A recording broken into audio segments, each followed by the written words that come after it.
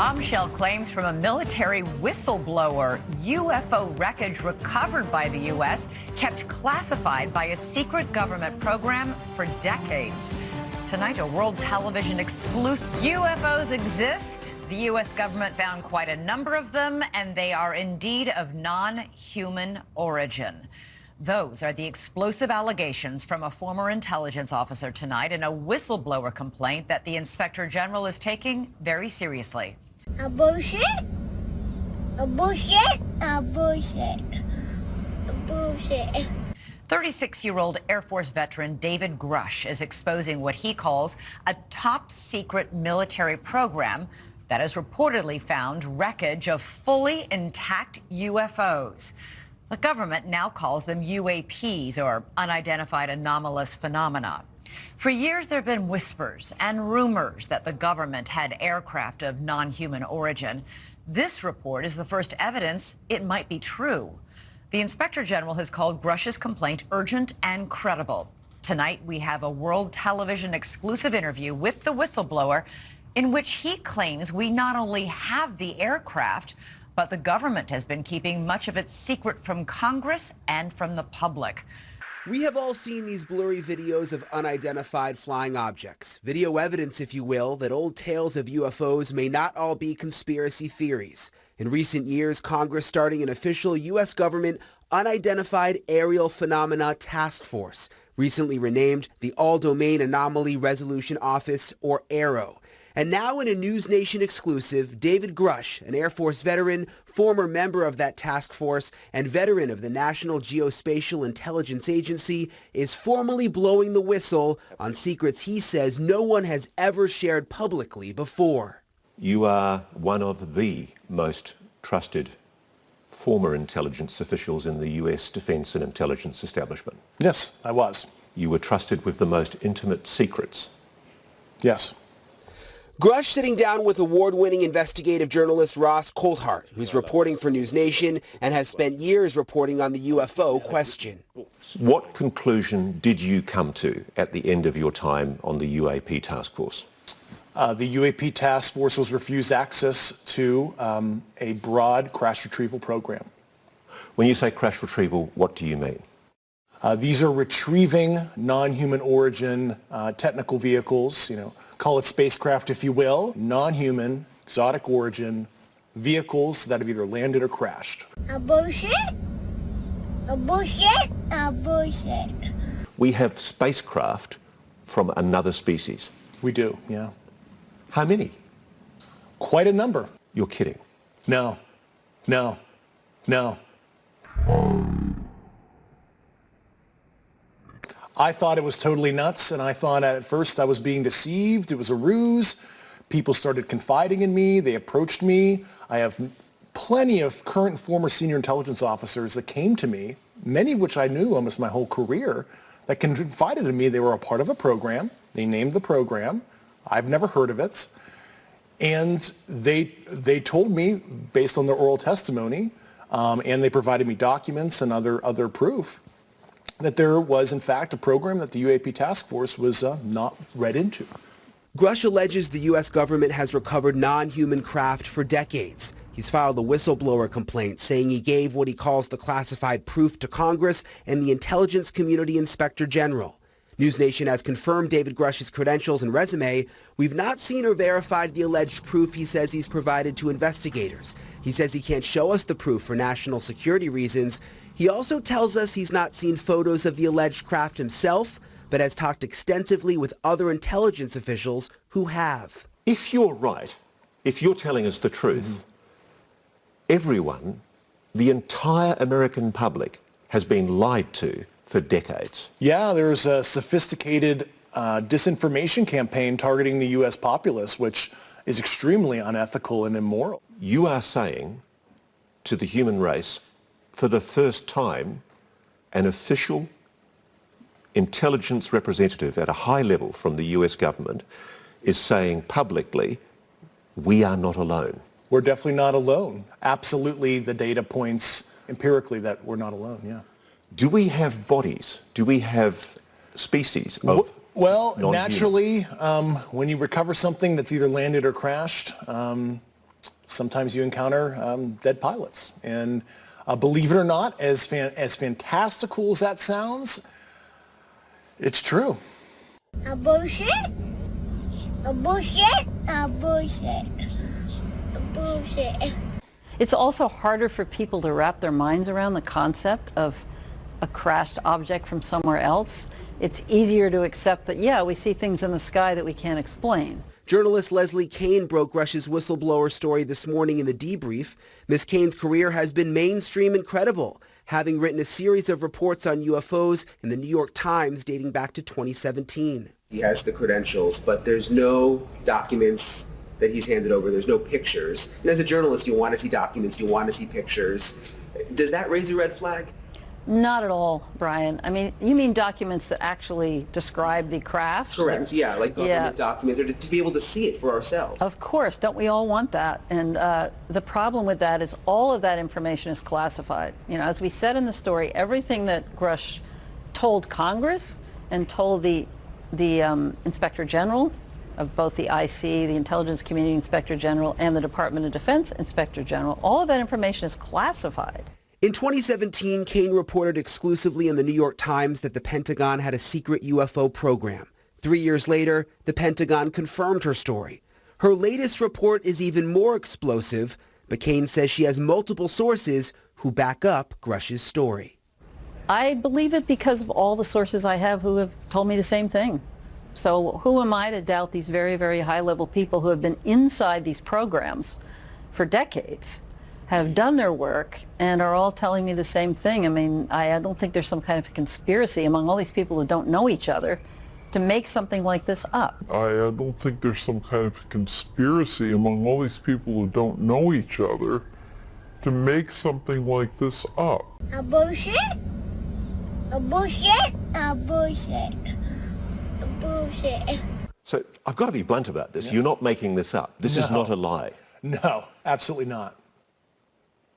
Because everybody watching this right now is looking at your face. They're going, is this guy for real? I am for real. And I'm sitting here at great personal risk and obvious professional risk by talking to you today. Shalom, Kahala Yahweh, Ba'Shem Yahushai, Ba'Shem Rakak Radash. Double honors by teachers, the apostles and elders of the Great Millstone.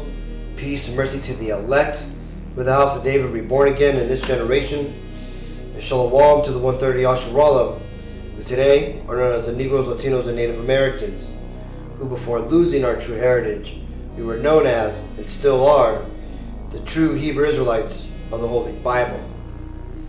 In today's lesson, we're going to talk about the video we just watched. And we're going to go into this supposed UFO retrieval program that this military whistleblower is blowing the lid on, right? But before we get into that, let's read this. This is 2 Corinthians 2:11. These Satan should get an advantage of us, for we are not ignorant of his devices. Now, as we just watched, this military whistleblower came out and said that the military not only has proof of alien craft, but has also retrieved it. And as you heard him say in the interview, that they've also recovered bodies. Okay, now this has basically been the top story of today. You know, you can see it's all over BBC, you know, the News Nation, which is where we just watched it off of, and all over, right? The Insider. And this here is ultimately it's a scam. It's a scam by Esau being the Caucasian race, right? The people who are currently in power over the world, okay? And when you look at, you know, when you look past all the glitz, glamours, you know, side swipes and, you know, high production values of these videos of that interview, right? You know, basically you could see that it's a well polished media release, right? And why is this? Well, because you see, Esau is trying to get this to be seen and believed by as many people as possible, right? You can go on right now. This is all just links here. I just wanted to show you on Reddit. You got a lot of people. You see it's gotten like close to 44,000 upvotes. Intelligence officer says the U.S. has retrieved craft and non-human origins. And this is one of the top comments that basically has put this all together, right? Basically the too long didn't read link to a good ELI5 comment, just kind of explaining why this is so important, right? So this here basically goes into talking about why this is so important. Well, let's read it real quick. It says a high-level military intelligence official and with direct experience working with heading UAP investigations for the Department of Defense has whistleblowed that he has direct knowledge, has reviewed official military documentation of recovery programs, some successful, of non-human made craft. These claims are being backed up by additional intelligence officials. Notice that, backed up by additional intelligence officials corroborating his claims, both on and off the record. He also testified to Congress under oath for 11 hours. Congress has not been told any of this, which has sparked a call for investigation, as that would be illegal, withholding the information from Congress. Multiple people from multiple levels of intelligence agencies all whistleblowing something is going on and corroborating what the others are saying. An interview with one of the researchers can be found here. He does a better job explaining than I do, and this kind of just goes into this interview that they actually had, right? Technology. These two basically experts about it, or this guy here basically just breaks down the research that's gone on for these last, couple of decades, and how this guy should be believed and all that stuff. And again, one common denominator here. Notice they're all Edomites, right?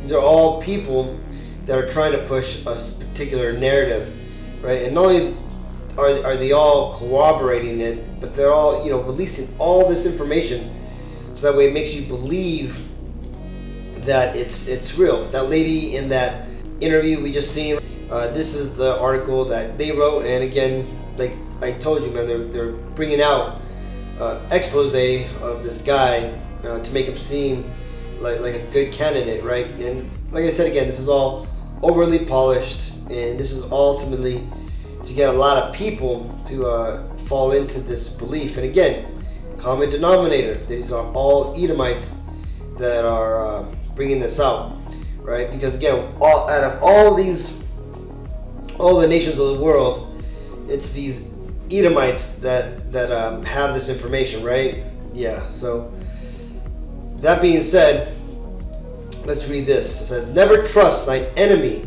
for like as iron rusteth, so is his wickedness."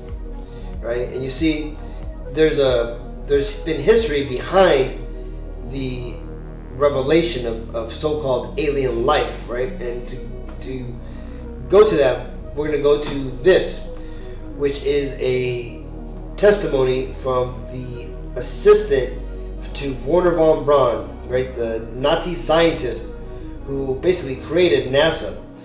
And he basically spilled the beans to his assistant, this doctor lady here, and she here is telling us what is to come. So let's watch this. When I was a corporate manager of Fairchild Industries in 1974 through 77, I met the late Dr. Wernher von Braun in early 74. At that time, von Braun was dying of cancer, but he assured me that he would live a few more years in order to tell me about the game that was being played, that game being the effort to weaponize space, to control the Earth from space and space itself. Von Braun's purpose in life during the last years of his life, his dying years, was to educate the public and decision makers about why space-based weapons are dumb, dangerous, destabilizing, too costly, unnecessary, unworkable, undesirable idea. The strategy that Werner von Braun taught me was that first the Russians are going to be considered to be the enemy. In fact, when I met him in '74, they were the enemy, the identified enemy. We were told that they had killer satellites. We were told that they were coming to get us and control us, the dirty commies, that whole story. First, the Russians were the enemy against whom we're going to build space-based weapons. Then terrorists would be identified, and that was soon to follow. We heard a lot about terrorism. Then we were going to identify third world country crazies. We now call them nations of concern. But he said that would be the third enemy against whom we would be needing to build space-based weapons. And the next enemy was asteroids. Now at this point, he kind of chuckled the first time he said it. Asteroids, against asteroids we're going to build space-based weapons. So it was funny then. And the funniest one of all was against what he called aliens, extraterrestrials. That would be the final card. And over and over and over during the 4 years that I knew him and was giving his speeches for him, he would bring up that last card. And remember, Carol, the last card is the alien card. We're going to have to build space-based weapons against aliens. And all of it, he said, is a lie. He didn't mention a timeline, but he said that it was going to be speeding up faster than anybody could possibly imagine.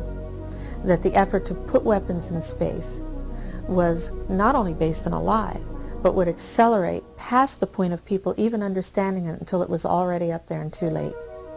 In 1977, I was at a meeting in Fairchild Industries in a conference room called the War Room. This is 1977. And they were talking about creating a war in the Gulf region when there was $25 billion in the space-based weapons program that yet had not been identified. It wasn't called the Strategic Defense Initiative, at least, until 1983. This weapons system then had obviously been going on for some time that I didn't know anything about. So I stood up in this meeting in 1977 and it said, I'd like to know why we're talking about space-based weapons against these enemies. I'd like to know more about this. Would somebody tell me what this is about? Nobody answered. They went on with this meeting as though I hadn't said anything. So, as you just heard, you had an insider truly blow the whistle of what Esau is trying to do, right? Because you see, these Edomites, they know that their kingdom is going down, and they've been in power for so long that they're afraid to lose that power. And what are they doing? Well, they're cooking up a scheme to keep that they believe will keep them in power, going forward, right? This is ultimately why they're doing everything they're doing, right? Because again, you got to remember, Esau, these Edomites, are going to try to get back their birthright by, killing off the Israelites, right? That would be the Negro, Latino, Native Americans, right? So that way, when we're gone, either by physically being killed off or by disqualifying us by having us take the mark or, all that type of stuff that these devils are trying to do, Esau believes that he'll be able to then claim his birthright and continue to rule and inherit, heaven, right? Which is ultimately promised onto the Israelites, not to the Edomites. Now, let's read this. This is 2 Corinthians 11 and 14. And no marvel, for Satan himself is transformed into an angel of light. Because what we've been talking about so far is the UFOs, right? But ultimately, the part that the guy, the whistleblower, talked about is that they also recovered bodies. Now, I just want to put it out there that there's no such thing as aliens, okay? All the stories and movies we watched about little gray men and these alien-like, reptoids that come from outer space, those are nothing more than demons, right? Demons that have manifested in our world, okay? And the proof of that is this, right? There's this man whose name is Aleister Crowley. Now, he was a deep, extremely wicked Satanist back in the early 1900s. Okay, he actually wrote the Book of the Law, which is one of the main Satanist witchcraft books out there. Okay, and it was to him who this demon here that you're seeing. It says the demon lamb, drawn by Aleister Crowley. Right? It says the only demon that physically manifested to Aleister Crowley looked like this. Okay, so this right here, what you're looking at, is an angel on the left-hand side, or a demon, as we refer to them.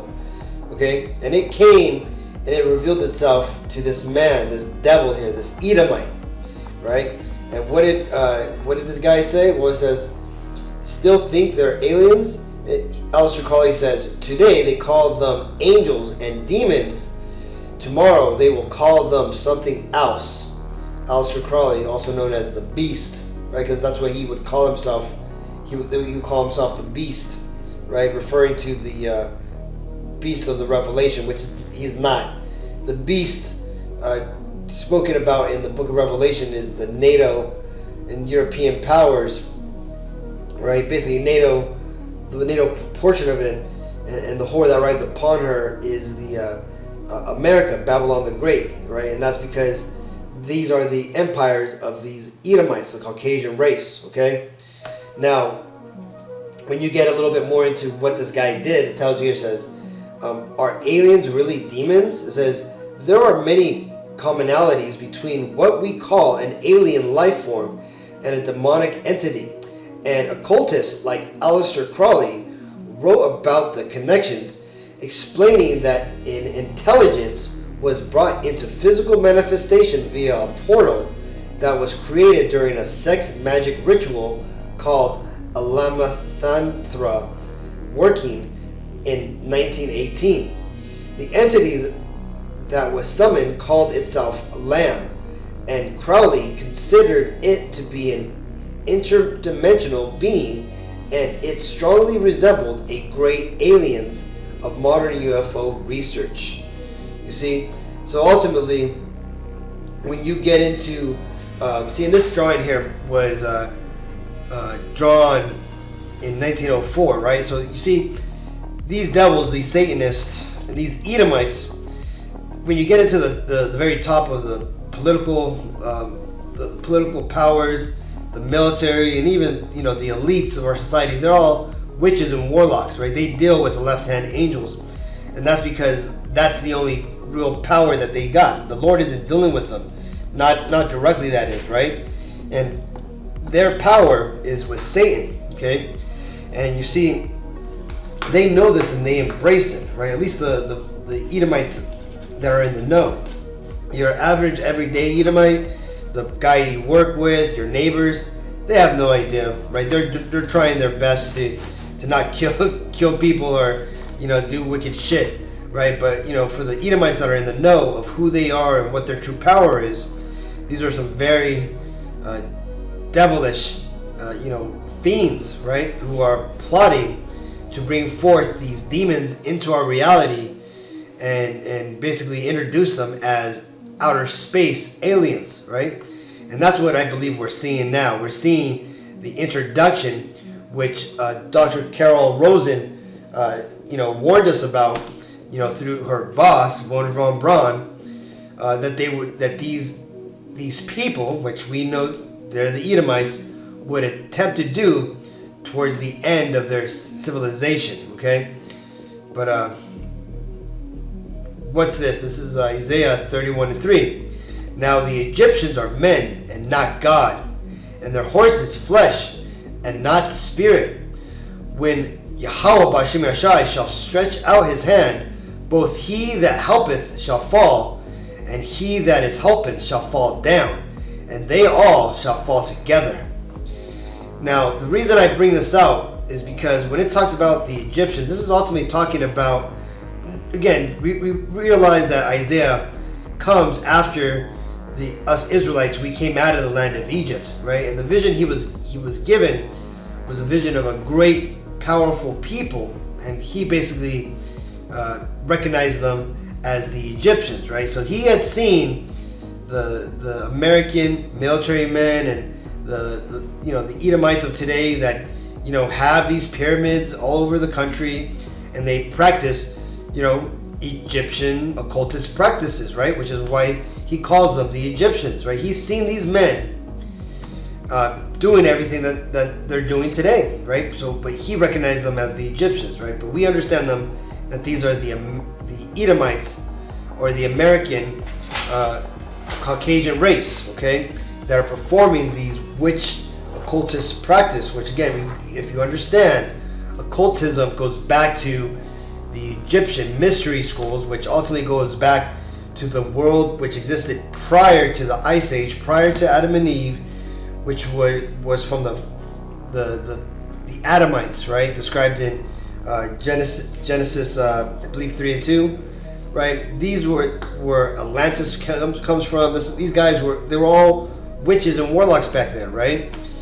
Well, that's why Egypt has all these mysteries and occult schools, right? Of the mystery schools, because that all comes from that section, right?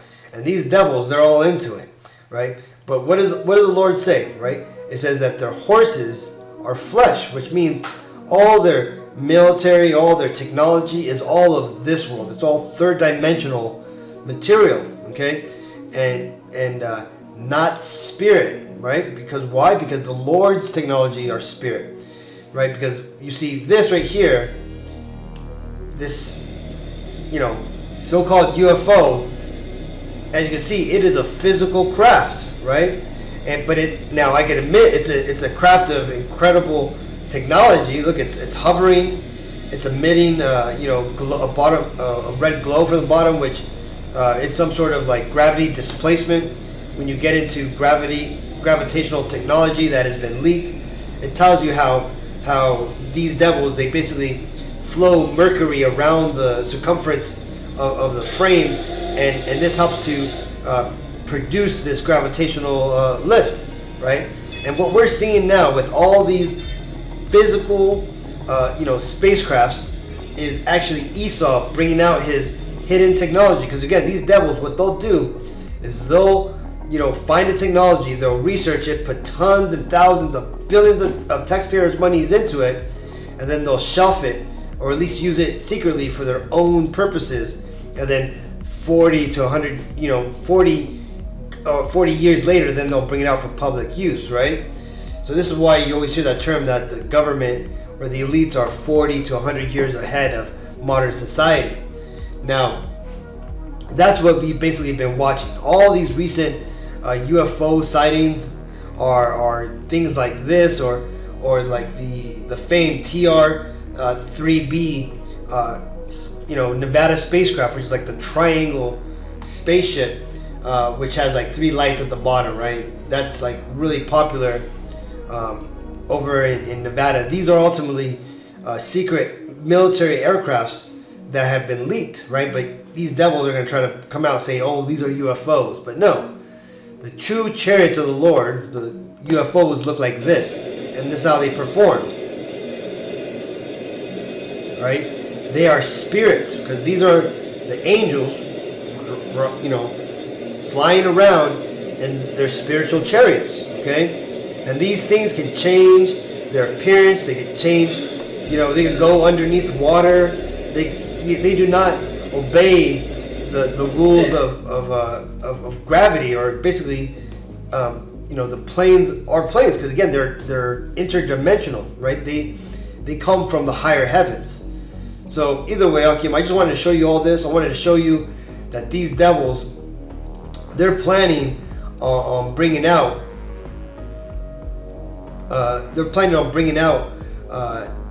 This fake alien technology, so that way, as you heard Dr. Carol Rosen say, so that way they can have a justification, so that way they can weaponize space. Now, why are they going to weaponize it? Because, well, the Lord is on his way back, and these devils know it. So they're trying their best to get ready, and they're going to go ahead and, just like in that movie, Independence Day 2, where they try to weaponize the moon and set up all this technology. They're going to ultimately, try to fight against the Lord. But just like in the movie, the Lord's going to show up and destroy their defenses and everything that they've set up. with not even, lifting a hand, as it tells you in the Bible. So either way, hope this video was edifying, Akim. Till the next time, I want to give all honor and glory and praises to Yahweh, Ba'Shem Yahushai, Ba'Shem Rakak Radash. Double honors my teachers, the apostles and elders of Great Millstone. Peace and mercy to the elect. Shalom.